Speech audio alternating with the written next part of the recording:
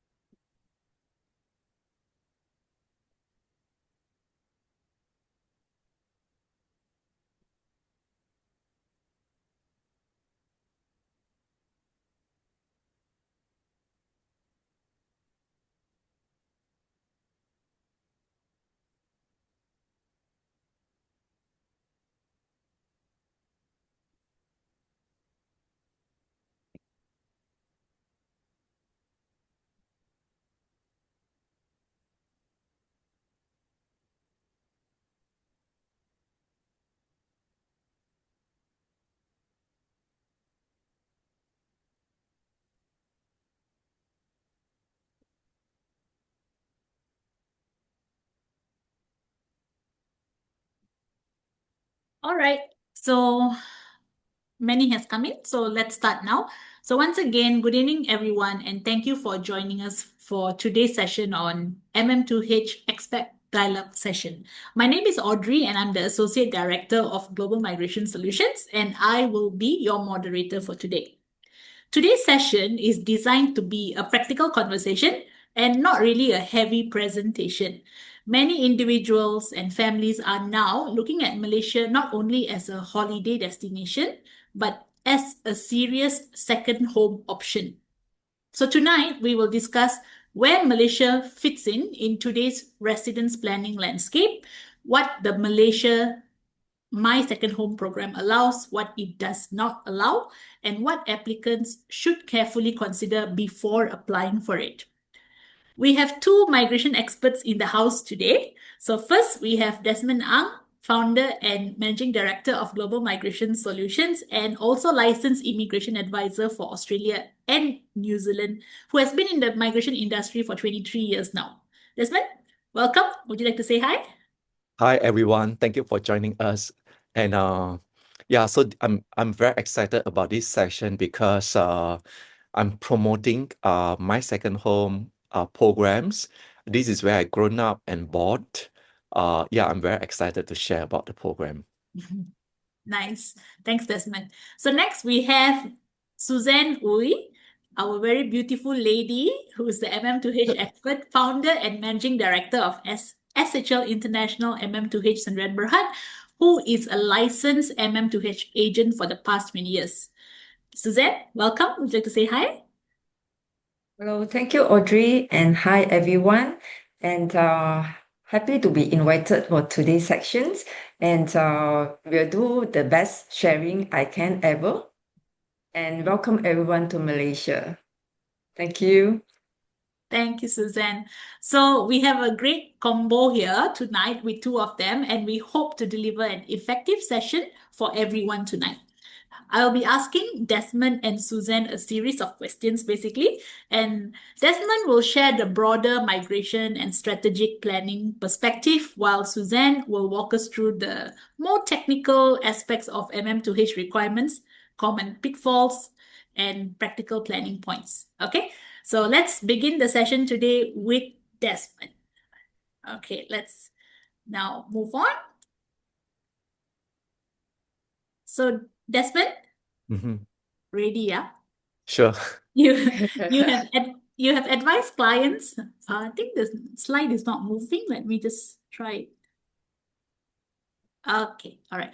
Desmond, you have advised clients for many years on Australia, New Zealand, Portugal, US, and other residency pathways.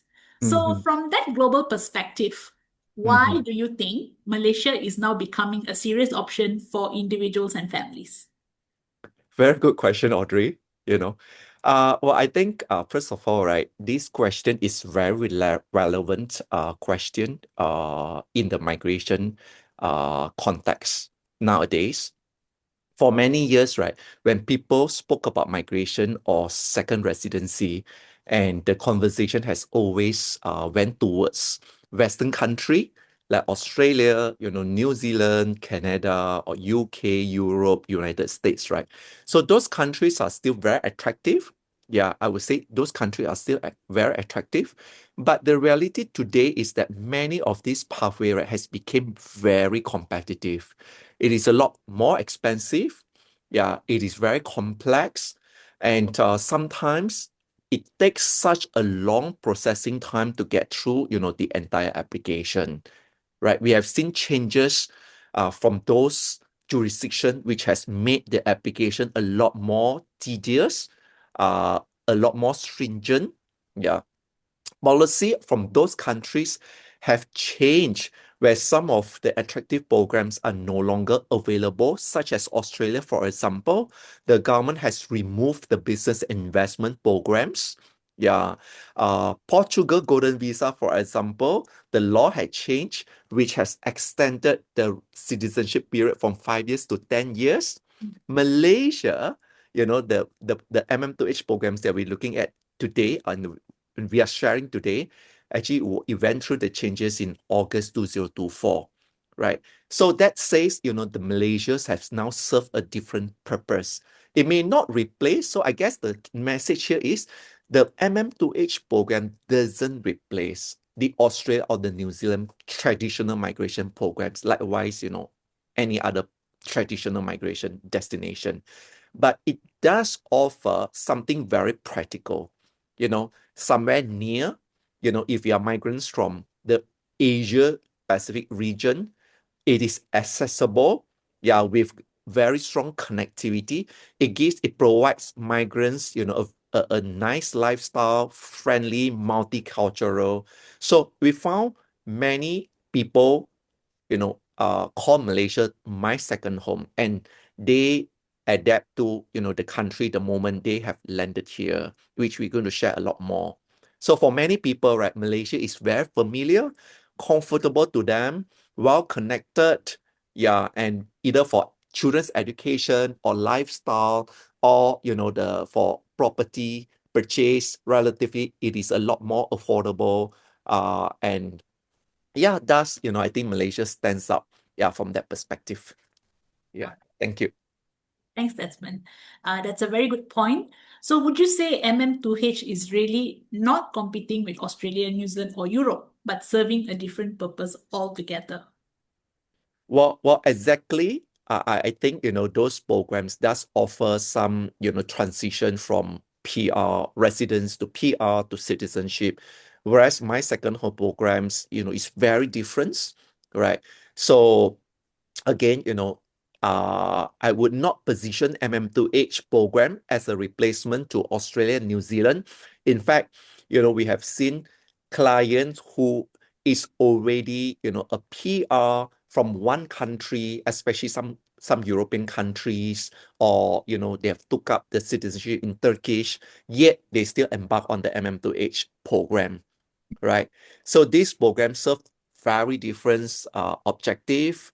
Australia and New Zealand, for example, if it has always been seen as, a full migration program where you have to spend certain residency, certain amount of times in order to meet and to maintain the permanent Mhm. residency status.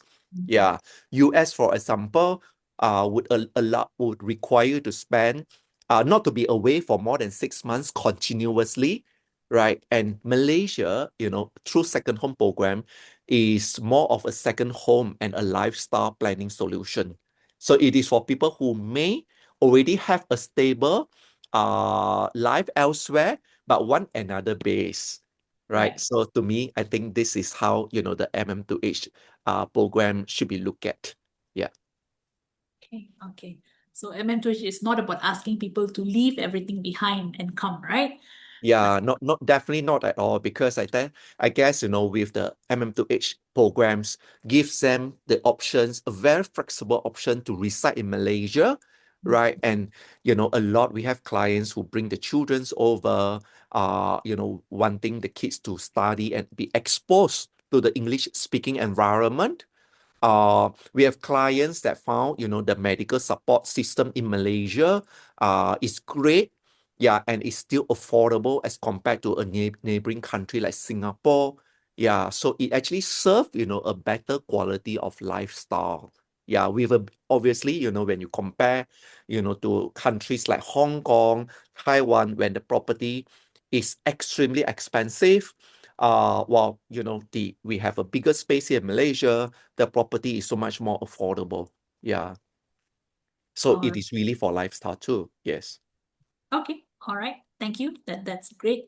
So let's now move to the second segment on what MM2H is and what it's not, and we are getting Suzanne now in. So Suzanne, let us now bring down to the technical level, okay? For someone who's completely new to this, okay, we have audience who might be hearing this for the first time. So can you please explain MM2H in simple terms? What does this program actually allow a person to do? Of course, Audrey.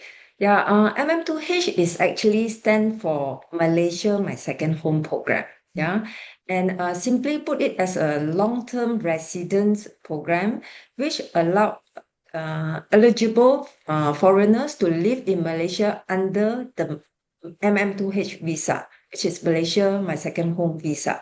Yeah, and the idea for the individual or family who wanted to spend, like what Desmond just now mentioned, yeah, to spend more time in Malaysia instead of just coming here for a very short visit. Yeah. So if you're coming for a short visit, then can come in as a tourist visa. Okay. And depending on the category, the successful applicants will receive a renewable MM2H pass and provided they are continue to meet the program requirements.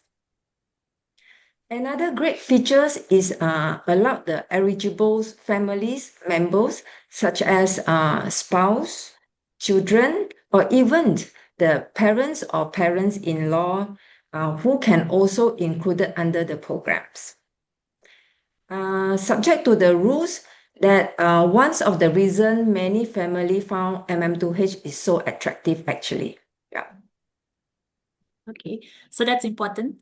So what are some wrong assumptions people usually make about MM2H, Suzanne, in your experience? Mm, there are quite a few, yeah. Actually, the first MM2H is not a permanent resident pass, which a lot of people, mistakenly thought that, it is a long-term resident pass, which is not.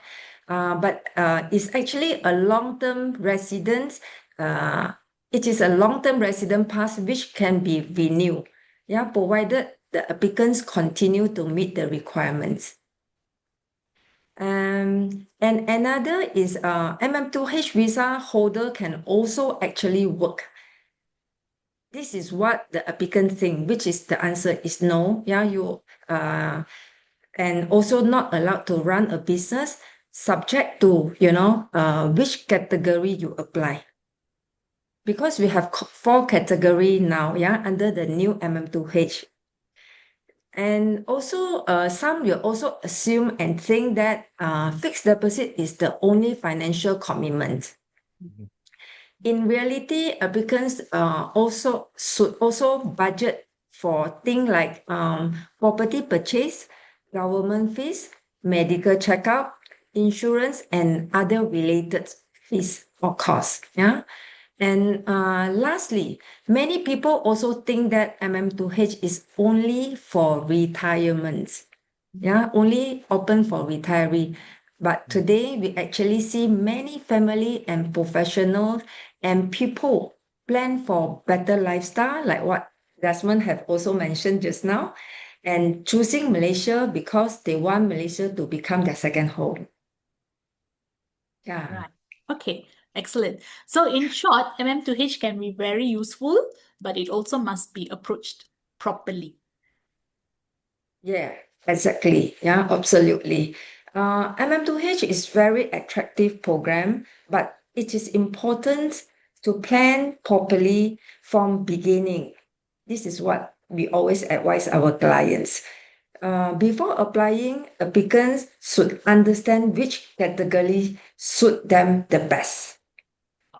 The Sure. financial commitments involve the property requirements and the ongoing compliance obligations.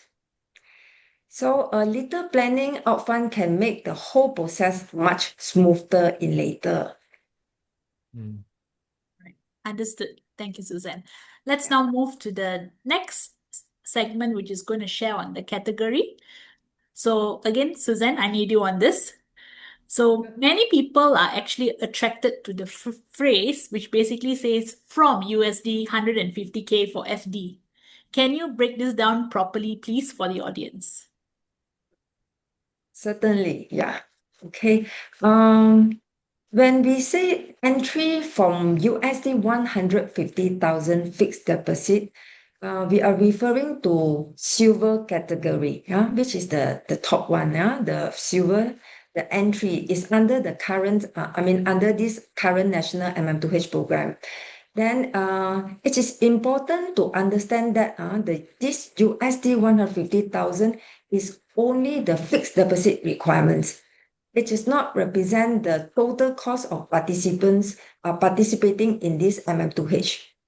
So applicants should also take into account the requirements, like just now I also mentioned, the property, government, processing fees, insurance costs, and all the disbursement costs, in fact. Yeah.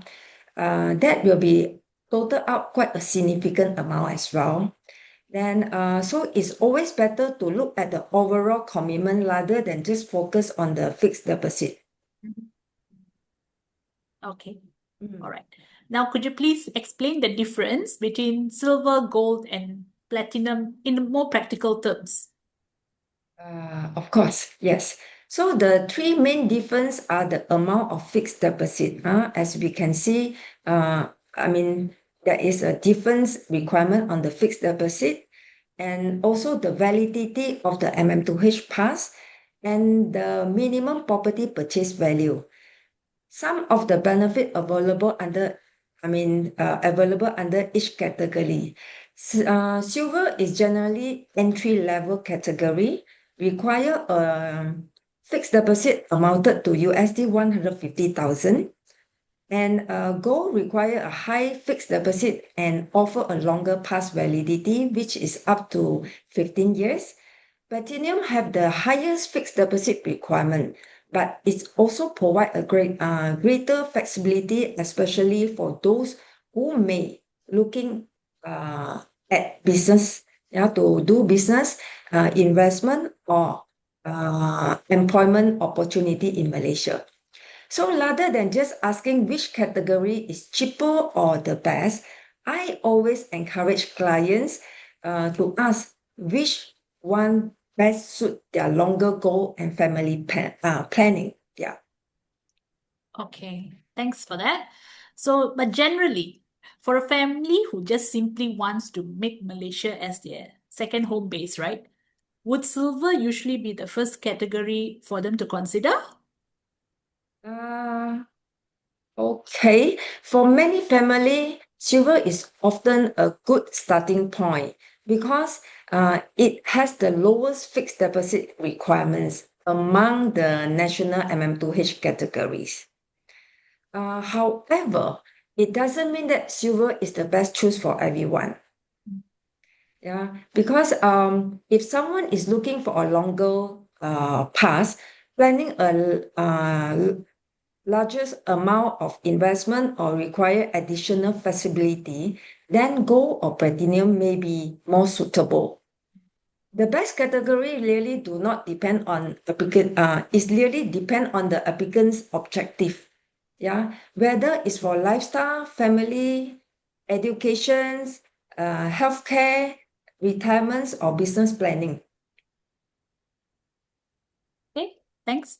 Desmond, I'm going to get you in for this as well.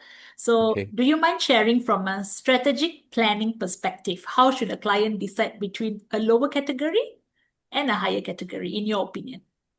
Mm. Yeah. Well, I think I agree with Suzanne totally. Uh, the fact that I guess, they should take into consideration as well, on the financial capacity, right? How much funds are available and they are willing to actually set aside in the forms of FD, fixed deposit. Uh, Also do take into consideration whether or not uh there is a needs of employment. But in my opinion, I think for someone who is ready to actually go under the platinum category, which is the highest fixed deposit amount category, the chances are very unlikely they are seeking an employment in Malaysia. Probably, this is a group of people, they would have a business income or, other regular incomes from other source and other stream of sources, right? So I think we can actually share the statistic ever since this program was being introduced in August 2024. Mm-hmm. Yes, majority of the people does apply under the silver category. Yeah. Right. But again, I guess when we get a chance to speak to you, we would be able to understand your objective better and to guide you on, which pathway would suit you better. Yeah. I guess something to also highlight, with regards to the cost aspect, and how to plan properly in terms of, the financial uh resources when if you decided to embark on these programs. Yes, the fixed deposit is required, then the property is required, but I'm not sure, Audrey, if you'll be asking us later with Mm-hmm. regards to you know there is an option to actually withdraw 50% of the fixed deposit later on for the purchase of the property. Yeah, we might wanted to highlight this part too. Sure, sure. We'll definitely cover that, Asmund. Mm, Sure. Thank okay, you. yeah. All right. So we can now move to the next segment. Let's touch a little bit more on family education healthcare in Malaysia, which is actually one of the strongest selling points for MM2H family inclusion. Yes. So Suzanne, may I know who can generally be included as dependents on the MM2H program? Hey, Audrey, very good questions. One of the biggest advantage of this MM2H is that it is very family friendly.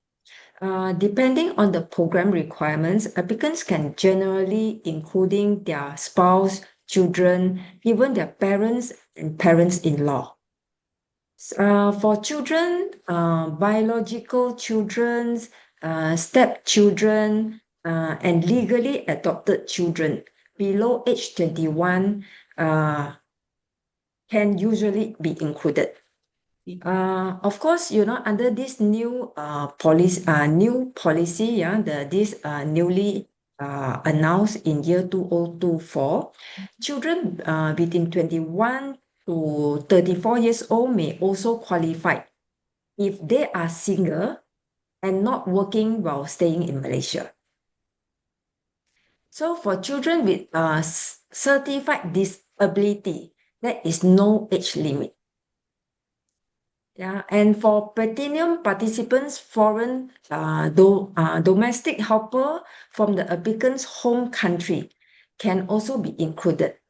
So which can be very helpful for family, with the caregiving needed. Mm. Yeah, Okay, thank you. So sure. Suzanne, what kind of education options should family be thinking about? Are we talking about only university, or it can also include schooling pathways as well for those on MM2H? Yes. Malaysia will have many excellent international school, colleges, and university. And depending on the children, the child age and also education level, family can explore different schooling option here. The important thing is the plan ahead because it's some situations where children can remain under MM2H while in another a student pass may be required. Like if in university then it's compulsory to apply for this student visa instead of under Malaysia, my second home. That's why, we have to always advise the family based on their individual circumstances. So, Sure, got it. Yeah, so elderly parents and parents-in-law seems to be a very good, important part of this planning as well. Is this also yes. one of the reasons many families consider the MM2H in your experience, Suzanne? Yeah, true. Yeah, agree. This is actually one of the reason, like what you say, the family choose Malaysia, my second home, because a lot of elderly, they can, especially those who stay, like, we have a lot of China clients, they stay in, during the winter time, they can actually come to Malaysia, yeah, to put out their long stay. Yeah. Because as here, our weather is always uh, at a very comfortable temperature. Yeah. So being able to include the parents lah, parents-in-law, the elderly, uh, means the family can stay together also beside, for beside the weather. So they are also able to stay together. If the families, their children is here, so the elderly can also join them here and to enjoy, the quality lifestyle, private healthcare, and then also, very convenient living environment in Malaysia. So many people's like MM2H, just about, they are not just doing for themselves, but it's also for the whole family planning instead. Okay, right. You. So Desmond, next Mm, you again, please. So in your experience, mm, why is family flexibility becoming such an important part of residence planning? mm. Uh, well, I guess being in this industry for 23 years, and I've seen and met clients day in, day out. Uh, I guess, the needs of the children's education is one of the key aspect when it comes to the migration or obtaining a second residency. It has always relates to the children's education. Um, so and that is the reason why you see family, and parents having to apply for a visa for the kids. If they are going strictly just under the international students and the family won't have the opportunity to live together, uh, as the visa is given, to the students who are going to study overseas. Uh, and when they apply for a residency visa, for example, such as MM2H, and I guess Malaysia, stands out when there are so many international school and international university who set up the campus here in Malaysia. So a lot of parents has chose to send the children over to Malaysia to study. And having said that, right, the parents have also looking at a visa where they can actually stay together with the children, and spend more time with the kids. So this is one of it. Uh, Also, we have seen clients who needs to do, who are doing the assets planning, are considering the assets planning. Mhm. By having an MM2H program, they can officially open up the bank accounts. They can actually, set aside some funds here in Malaysia, for their assets planning, so where they diversify some of the assets to Malaysia. Yeah. So these are all the different reasons why, the second residency has become important. Also, I guess another aspect is, have we also seen, some of the neighboring country with the political pressure, Mhm. where, applicants are looking at, somewhere to go to. For example, I met, one of the clients in Cambodia who came to me, to talk to, to ask for the Portugal Golden Visa.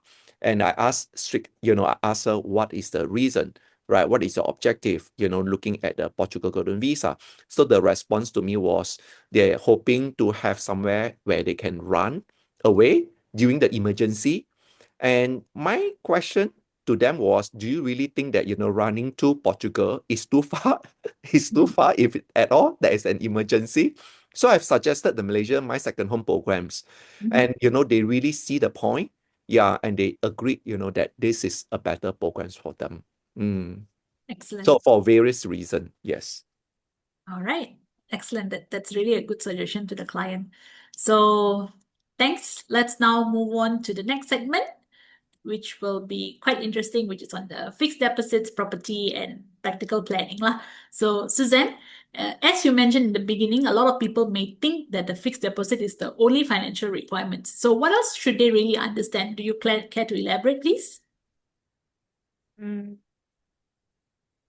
Yeah, Audrey. Yeah, the fixed deposit is only part of the overall commitment. This is always, maybe it's not the right perceptions to most of the applicants because they just focus on the financial requirements.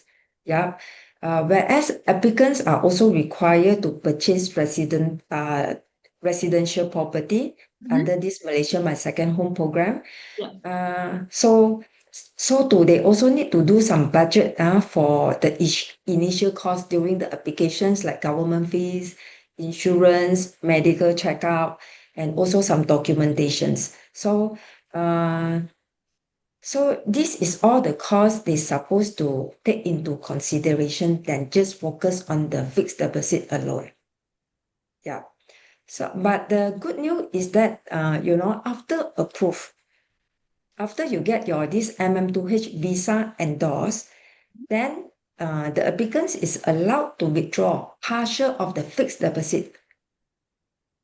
Yeah, for purpose of like purchasing of property, children educations, medical expenses, for local traveling, in Malaysia. So this is subject to the program's rules. Yeah, you have to prove with some documentations. This is what just now Desmond have also mentioned and asking about, the FD withdrawal. That's right. Yeah. That's Yeah. right. So this is. Yeah. So when you say partial, is there a set amount or how do you care to elaborate on that? Yeah, sure. So we have 4 category, but commonly we just look at the three lah, which is silver, gold, and also platinum. So for silver program, we need to place 150,000 USD. So you can take out 50%, meaning to say you can take out 75,000 USD. Okay. Then go to gold is 500,000 USD. So we can withdraw 250,000. Yeah. And for platinum, half of the amount is 500,000 because the total of the FD is 1 million USD. I see. Yeah. Oh, so that's quite a good strategy. Amount. Yes, and a Yeah. good amount, Yeah. healthy amount to Yeah. help with other things. Yes. Okay. Yeah. So since we're talking about that on the property purchase, can you please explain the property purchase requirement in very easy practical terms? Okay. Yeah, sure. So after receiving this Malaysia My Second Home visa, then the participants is required to purchase a residence property in Malaysia. You have to be in resident title. Okay. Yeah. And the minimum property value depend on the category again. Yeah. So for example, silver, the minimum requirement is actually 600,000. But yet it still depends where they buy the property because it's at the end of the day, it's subject to the state requirement. For the example, if the applicant is under silver category, but yet if he or she buy the property or bought the property in Kuala Lumpur, then the minimum requirement is 1 million. Regardless, which category you apply, Right. it's still subject to the state requirements. Yeah. And then for the gold and platinum, of course, the requirement is higher. Gold is 1 million. And then for platinum is 2 million, the property requirements under this MM2H requirements. Yeah. Then another important point I think I wanted to share here is actually the property generally cannot be sold within 10 years. Okay. So holding But period. of course, you still can sell, provided you replace it with the highest value. That means in the 10 years' time, you need to own a resident property to qualify, for the next term renewal. Yeah. So we always encourage clients not to choose a property simply because to meet the minimum requirements. Instead of choose the genuinely suit the family, like your lifestyle, you prefer location and long-term planning. For the long-term planning. Okay. Yeah. All right. Okay. So basically, they should be very careful before buying a property and not just simply decide based on face value, right? Yeah. It's actually a big decision, actually, huh? Yes, indeed. Since there are also strict property rules, right? Yeah. Foreign ownership rules. This is all the things that they will need to look at. Do you Yes. mind just sharing a little bit about that? Uh, you mean the Yeah, what they need to be buying of careful. property? Yes, Okay. right. Yeah. Uh, Again, if come to advice, we always would like to advise, don't rush to buy property. Mm-hmm. Yeah. Mm-hmm. Take into consideration of what you need. Yeah. And then take time to understand, like, MM2H requirements, and then including the what category you are in, the minimum requirements, and then also just now I have mentioned, yeah, the state requirements, yeah, the regulations, and then foreigners ownership rules, and at the end is the financing options you have. Then always also encourage that the participants will be always get the advice. Don't just only listen to the property agents. Yeah, because if you're under Malaysia My Second Home program, we still need to follow the requirements or the rules under this this MM2H, the requirements. And also support a property should be able at the end of the day, it have to be more practical, which is able to support your MM2H plan and not another way around. Yeah. Yeah, Mm, it's a very important point, actually. yes, Mm. So yes. Desmond, I'm going to get your opinion on this as well. So how would you advise clients who are looking at MM2H together with property planning? Okay, sure. I think I agree with Suzanne completely. Just to add on to what Suzanne have said, I think look at your needs. Yeah, look at your needs and don't follow, one single person's advice. Mm-hmm. Uh, so if your objective is for your children's education, right? So you wanted to stay somewhere or close enough to the school. Yeah, and that matters. If you have the elderly and the chances of having to access to the healthcare, uh, the hospital, then the access to those facility matters. If some clients, if your priority is for retirement, you want to have a good lifestyle, and with community support around you, then you wanted to pick, the location when you have those great support around you, where you have the access to, the food court, you have access to the mall when you need to get something or grocery done, then you do not need to travel too far. I think Malaysia has this advantage. All the neighborhoods are built and designed, with schools around, with malls around, right? So, and sometimes if you see yourself coming in and out, for example, if the father is the one that actually has to manage the business back home, and having to travel in and out of the country, right? And you might wanted to pick a property when it is close enough to the airport, right? So I think these are the very practical consideration when it comes to the property planning. Yes. Absolutely. Thank you. Okay, thank you both, Susan and Desmond. Let's now move to the next segment, which is the common pitfalls. Okay, the common pitfalls. So there are definitely a lot of common concerns, and like what Suzanne, you've been telling me a few times already that one of the concern is everyone thinks it's just the USD 150,000 for the fixed deposit that represents the entire application.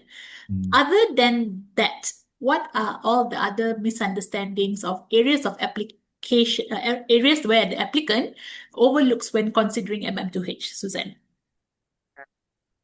Hi. Yeah. We keep talking about the same thing, which is USD, the fixed deposit for 150,000 as one of the main concern, which as the financial requirements. Beside that, a lot of time we also facing clients, they are also focusing, MM2H is a permanent residence. This is also quite a common pitfall or mistake. Yeah. Then people also assume that, MM2H, once they get this MM2H visa, for all category, they can automatically work or operate a business. Yeah. So the answer is no. Yeah. Then I think another common mistake, which is the applicants is always buying a property and then before fully understand about MM2H requirements. So we actually have a case. Tomorrow we are going to immigrations. Yeah, my team, my staff will be actually accompanied, and also one of my this department's head is going to immigrations because the clients is actually bought the property before coming to us, and the property is actually buy under two-person name, Okay. which is her name and also the son. I just share this lah, Sure. Please yeah, do. yeah. So it's bought under two-person name, but when come to apply Malaysia my second home, she apply alone. Okay. So yeah, the property is, under the requirements, the property is not qualified to, for the house purchase. So this is actually, a big problem because, if we to ask them to buy a second property, I think it's not so realistic for now. Right. Yeah. And the reason why it was not qualified simply because the property was bought under a joint name with the son, and the son is not part of the MM2H applicants. Exactly. It can be joint name provided, the joint name that person is also under Malaysia My Second Home under the same program, under the same application applicants. The approval letter. Mm-hmm. Yeah. Okay. Yeah. Mm-mm. So we always advise, the same before making any major financial commitments. So it's better to understand the program and get proper advice lah. That's right. Mm-hmm. It's not a small money we're talking about in buying a property. So Yeah. sure. Yeah, anything else, Suzette, that you'd like to add before I go to the next question? Otherwise, Yes, please go ahead. sure. So what is the one thing that you would like to tell every applicant before they start an application? Before we give advice, we will always like to ask a question. This is what I always, every time when I see my client, I will always ask, why do you want Malaysia and why MM2H program? The purpose, of choosing Malaysia My Second Home program. Because everyone come with different objective or reason, Some may for retirement, some may for children educations, some for healthcare or lifestyle. And then we also have some because, they purchase a property, that's why they wanted to have a long-term stay visa due to the, investment portfolio they have. And mentioned by Desmond just now, simply because of, just having a second home as options. Yeah. So once we understand the goal, then it will make much easier for us to recommend the right category, which category suit them better, and then also help them to plan for, properly to avoid the unnecessary issue in later. Mm. So, in short, we can say a good planning in beginning is always lead to a much smoother journey in later. Yeah, Yeah, that's true. So the biggest risk is actually not planning from the beginning, right? So, exactly. Mm. okay, all right. Thank you, Suzanne. That's very, very useful. Let's now move to the next segment. So, Desmond, I'm going to get you in for this. So, Mhm. who is MM2H suitable for? Based on Mm. everything we discussed now, who do you think it's truly suitable for, Desmond? Mm. Well, I think obviously the program doesn't suit everyone. The governments design the programs with an intention to bring in certain group of people. Yeah, and that applies to every country's every immigrations policy and the program that was being designed by the respective country's government. Likewise, the MM2H. Uh, I think what is interesting about MM2H is like we mentioned from the beginning, it is actually a program that allow a long-term residency for lifestyle, Mm-hmm. right? So for lifestyle, and when we talk about lifestyle, Malaysia has a balance, in terms of the weather, in terms of how strategically located, the cost of living, the affordability, and I think people being very friendly that speaks different languages. So it makes the migrants, feel home when they first landed in Malaysia, right? So, in terms of the high net worth, I guess, this is a plus point in which allows them to plan, and to mobilize their assets among the countries, right? Uh, the for retiree, again, there's a good healthcare and private healthcare support available, with much affordable medical costs, right? So families planning for elderly parents may also find, Malaysia attractive because of its the lifestyle, that suits like what Suzanne said, during the winter season, the parents can then be in Malaysia to avoid, the cold temperature in the countries, right? I think the keywords here, right, it is the optionality. So the MM2H does offer a greater flexibility without having, a full migration program. So if you are looking at, somewhere where you could be in and out without having to spend too much time, in the country, then while having, to maintain that residency visa. So this is a very good programs. Yeah. Yeah. And who may not be suitable for this, Desmond, in your opinion? Who may not be suitable. Well, obviously, who is looking at coming over to Malaysia, for employment, right? Hmm? Because it doesn't give the employment rights unless you are going under the platinum category, right? So for those who are seeking employment, then they will have to come, under the employment pass, which is a different visa program, right? Yeah.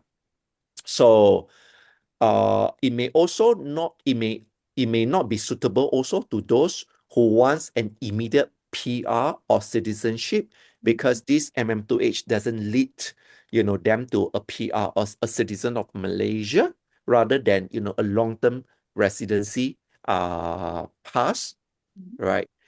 Who is looking for, so it may not be also suitable for those who is looking for a cheapest possible visa, because Yeah, the MM2H does require certain, fixed deposit to be placed, and a and a commitment on the property.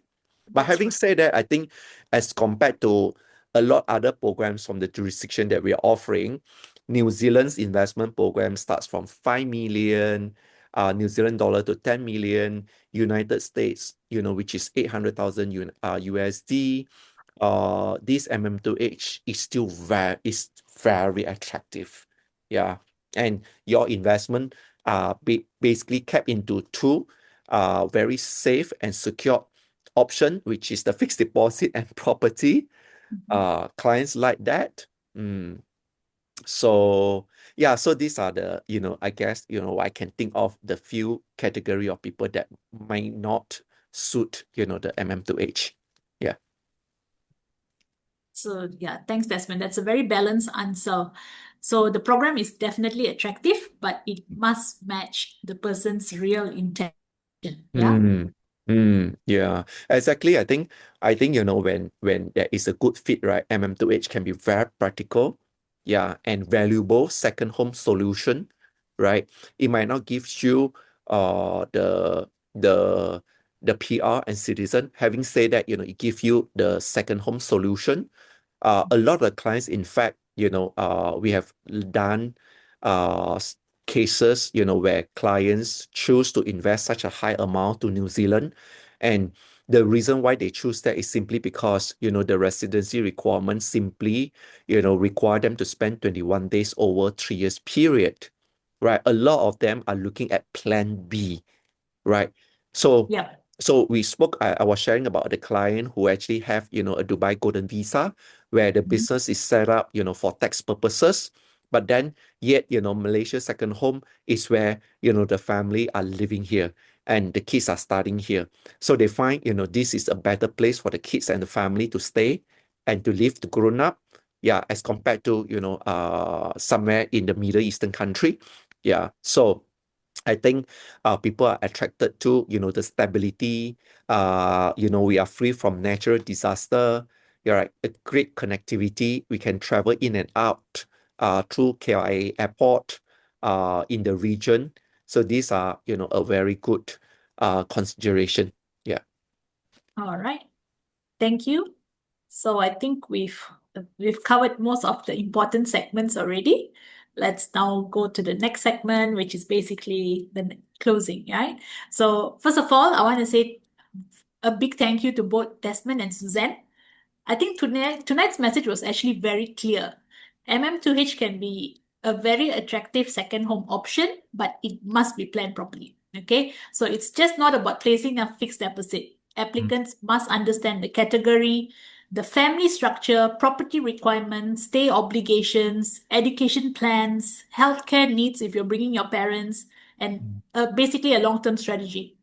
So now, for those who would like to explore whether MM2H is suitable for you and your family, you may register your interest for a consultation with our team with the QR code shown on the screen.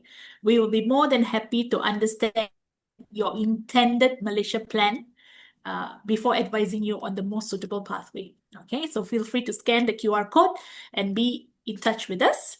We can also now move on to, I guess we have a bit of time. We can move on to a quick Q&A, Desmond and Suzanne, okay? Sure. All Yeah. right, let me just see if we've got any questions already. Oh yeah, we've got questions waiting there. Okay, this is a little bit, okay, let me just please read through the questions first.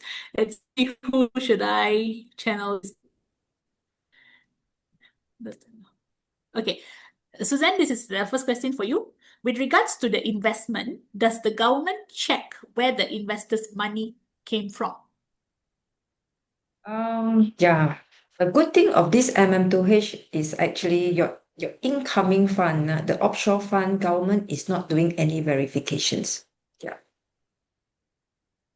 Or they don't, yeah? No. Oh, Yeah. oh, all right. And also not subject to tax. Yeah. Sure. Okay, so I hope that that was a very clear answer. We'll move on to the next question. Teresa basically has an inquiry about residence. She's a Ghanaian who has stayed here for about 14 years, completed her diploma degree, and now about to complete her PhD at Sudbury University. How can she transit and make Malaysia my second home option? How can she do this basically? I can answer? Yeah, sure, Yeah. Suzanne. As long as just now I have actually mentioned, if still under students, even PhD is considered still studying. So you have to be apply this student visa. So until Teresa complete her PhD, then only we are able to, convert or apply her under this Malaysia My Second Home program. See, okay. Yeah. Mm-mm. So once she completes her entire education journey with the PhD, then she can basically look into MM2H.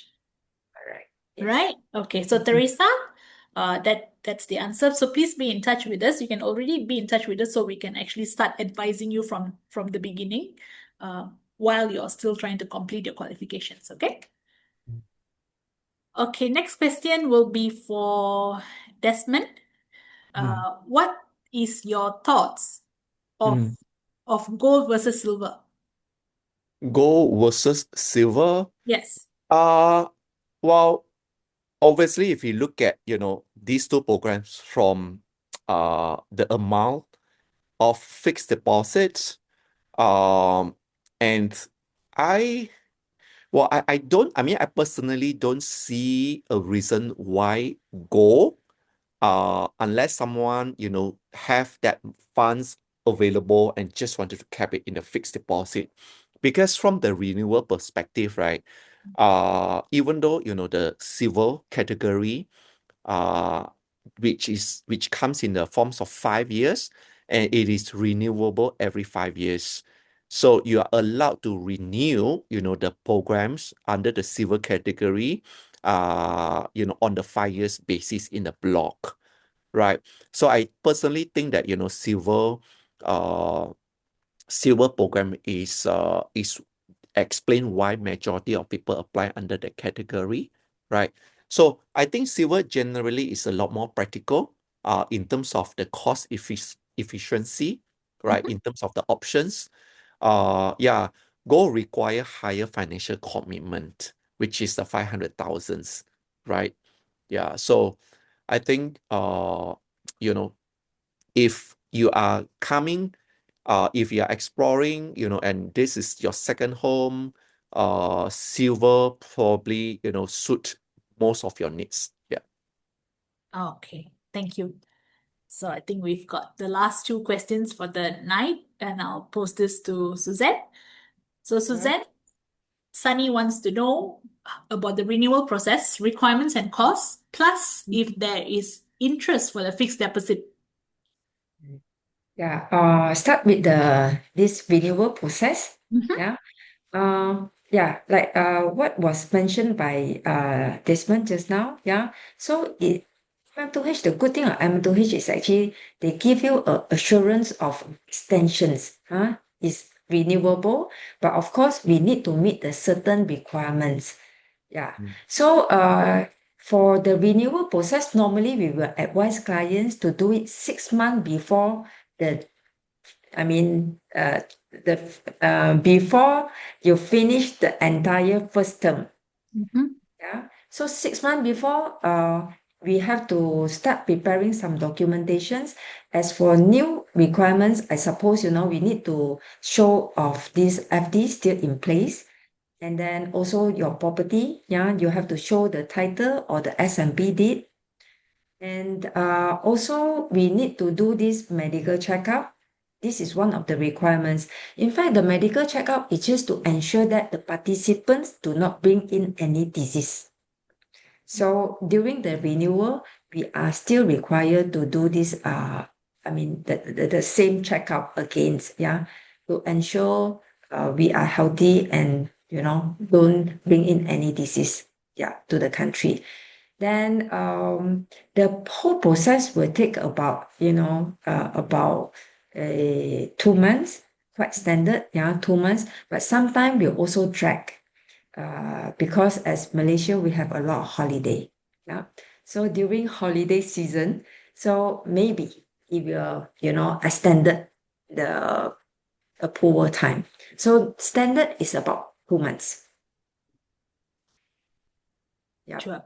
Then the cost is actually the visa cost, the government processing fees, and also the agent processing fees.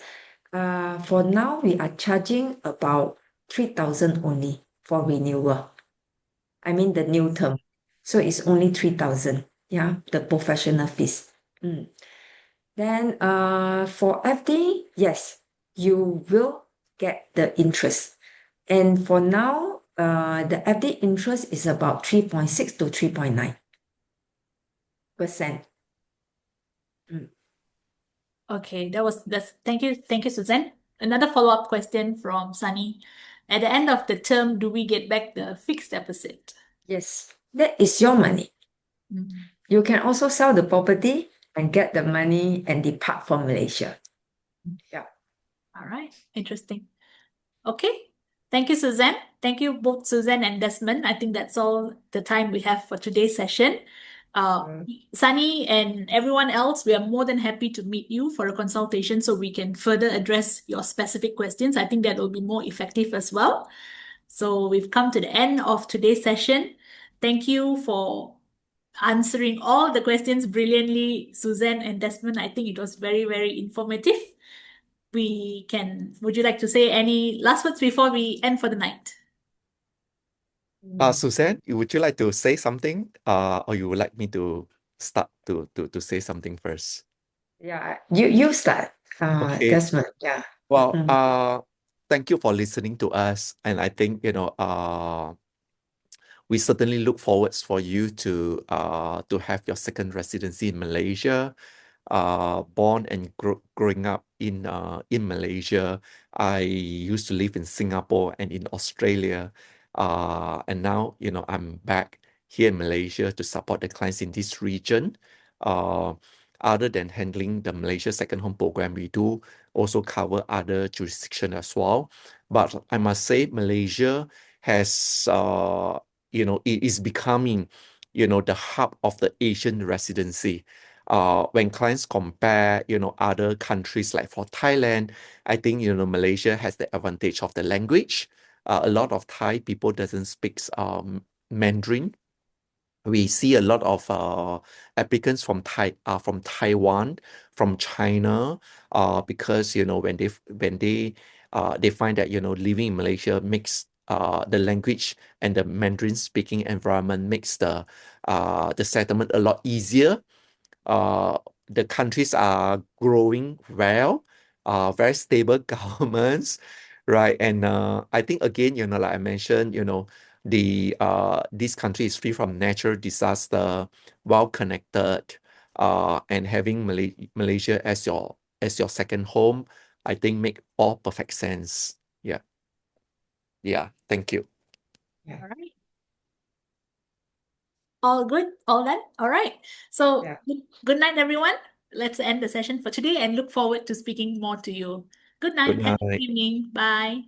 Yeah. Bye. Bye-bye.